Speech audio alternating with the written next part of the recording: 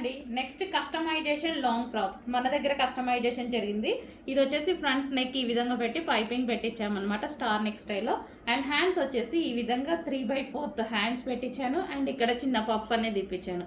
And back side వచ్చేసి neck U shape neck పెట్టించాను. So with tassels.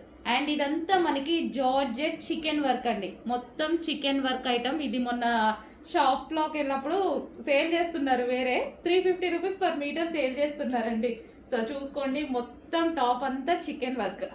So flair కూడా ఎక్కువగా పెట్టించేసాను. సో ఈ విధంగా అయితే ఉంటుంది. మంచి ఐస్ బ్లూ కలర్, స్కై బ్లూలో లైట్. సో మీకు కనిపిస్తున్న కలర్ ఎగ్జాక్ట్గా ఫుల్ ఆఫ్ చికెన్ వర్క్లో ఉంది. సో ఈ విధంగా ఫుల్ ఆఫ్ చికెన్ వర్క్లో ఉంటుంది చూడండి.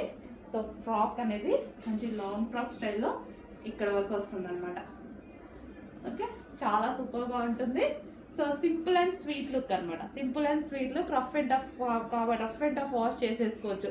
కస్టమైజేషన్ కాబట్టి మనకి ఎక్కువ డేస్ అనేది ఉంటుంది డ్రెస్ అనేది. Customisation long frock. Okay, ice blue colour.